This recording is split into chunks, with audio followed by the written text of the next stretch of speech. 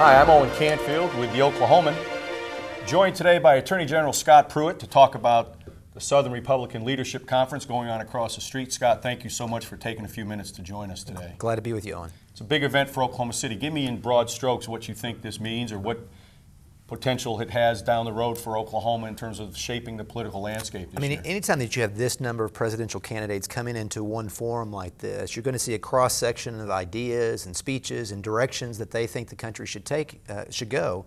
And for Oklahoma to be a part of that discussion, I think is very exciting, and normally we're not. I mean, to your point. And so this early in the process, we're usually a flyover state, that's exactly right. But when you look at our state, and I think what has happened here over the last few years, ideas and leadership, you know, you look at Oklahoma City and what's happened here statewide as well. I think the candidates that are coming through are going to see that, see the energy that's in this state, literally and figuratively, and it's exciting that they're here. Is there anything, you've met with several of these men, and I don't know if you've met Carly Fiorina, but you've met many of the candidates who are coming through. Do you expect a particular message to sort of resonate from each of them this weekend, or are you looking for something to stick out with any of them? What do you hope to see? You know, as I've met with them, I think the two key things as we go into 16, courage and authenticity. I think we need candidates and our nominee to be a person that's willing to act in a courageous way, to speak truth to the very big challenges we have as a country, whether it's the economy or what we're facing in foreign policy. And I think you see that characteristic with many of these candidates. And then the authenticity. I really appreciate the fact that you have differing viewpoints, and that they aren't trying to all align together. They're trying to compete, and they're trying to share what they believe on particular matters. And I love the authenticity. So I think courage and authenticity is what I've heard from them that I think is going to be very important.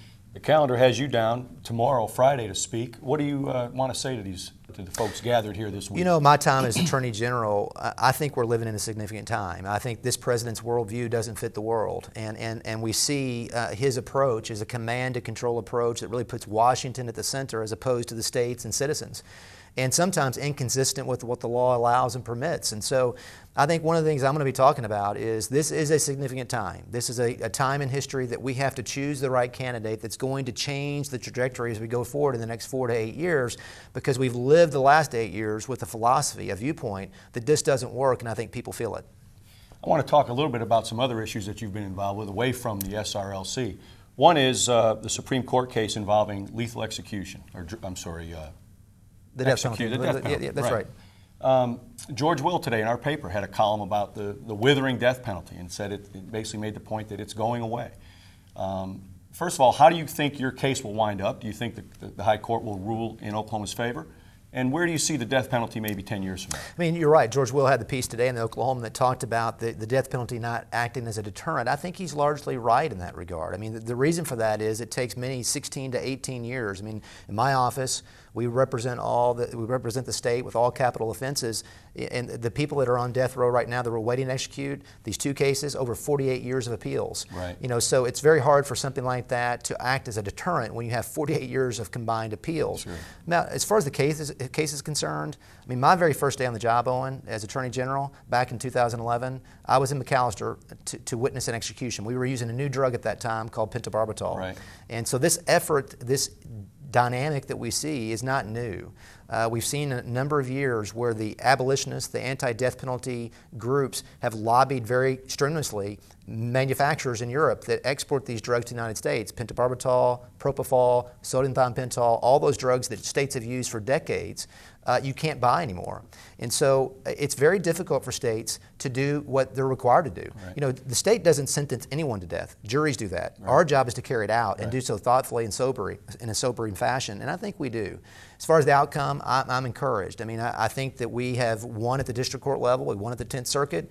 The argument before the U.S. Supreme Court, as we were there, I really believe strongly that the conservative members of the court will say that Oklahoma did it the right way and is thoughtful in choosing midazolam as the drug.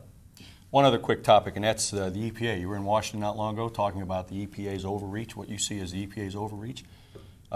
Is this a matter of having to just wait this administration out and hope things get better with a new administration, or do you think things can get better in the near future? That's part of it. I mean, I think part of our challenge is, whether it's the Waters of the United States rule that's coming out or the Climate Action Plan that's coming out next month, much of that is to hold this administration accountable. When you're dealing with an executive branch, Owen, that literally unapologetically says, I've got a pen, I've got a phone, if Congress doesn't act the way that I want them to act, I will pinch hit for them. Right. Well, that's just not the way our system works, and the only accountability that you have in that kind of system is judicial. You know, for the states to come alongside and say, no, we have rights that are preserved to us under the Constitution, under the statutes. Right. You've abridged those. And, you know, the immigration case, 26 states have kept him from doing something unlawful. Mm-hmm. We've done that in many EPA actions, and we'll see that continue until he leaves office. But it's very disappointing to me when you look at this president's attitude. He unapologetically just advances this notion that rule of law doesn't matter, the checks and balances that are inherent in our system don't matter, and he's just simply going to act. You know, Lord Acton talked about political atheism and that the result justifies the means. Mm-hmm. I think this president believes that. It doesn't matter about the process, doesn't matter about the rule of law and the checks and balances. All that matters is what the end result is, and that's just simply not how our system works. Attorney General Scott Pruitt, thank you for coming by the Oklahoman today. And look online here today, tomorrow, and Saturday for continuing coverage of the Southern Republican Leadership Conference event. Thank you. Thank you.